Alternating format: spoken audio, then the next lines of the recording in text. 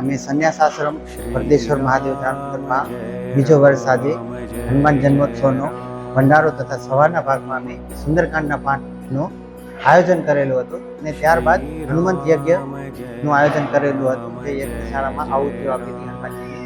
અને આ આશ્રમમાં અમારા પરમ પૂજ્ય શ્રી મહામંડલેશ્વર જનકપુરીજી મહારાજના સાનિધ્યમાં હું વ્યવસ્થા સંભાળું છું તથા મારા સાથે મારા ટ્રસ્ટીગણ છે મનોજભાઈ, પ્રશાંતભાઈ, અને અમે આ બીજી વખત મોટા ભંડારાનું આયોજન કરેલ છે.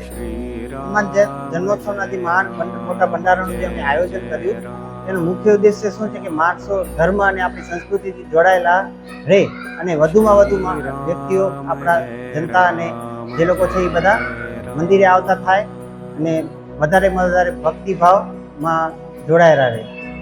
હરિઓમ. બોલો વરદેશ્વર મહાદેવ કી જય. આ સન્યાસીનું મંદિર છે. અહીંયા બધા ઉત્સવો એકદમ સરસ અને શાંતિથી ઉજવાય છે.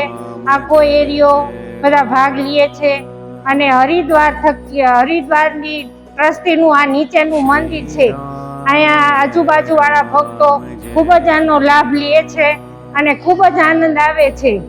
અને મંદિરમાં એટલી સરસ ચોખાઈ છે, એટલા દેવી દેવતાઓ છે અને બધા ભક્તોને વાર તહેવારે ખૂબ જ આનંદ આવે છે. આજે હનુમાન જયંતિનો ઉત્સવ છે અને ઉત્સવમાં 700 થી 700 માણસોનો જમણવાર છે અને બહુ જ ખૂબ જ સરસ રીતે બધાનું આયોજન છે અને બધાને બહુ જ મજા આવે છે.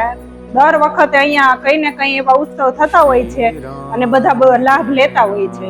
અહીંયા બધા ઉત્સવો ખૂબ જ સરસ રીતના ઉજવવામાં આવે છે. રામનવમી છે, જન્માષ્ટમી છે, પછી કોઈ પણ તહેવાર હોય એ સરસ રીતના ઉજવવામાં આવે છે અને બધા દર્શનાર્થીઓને બહુ જ ખૂબ જ સરસ રીતે લાભ મળે છે.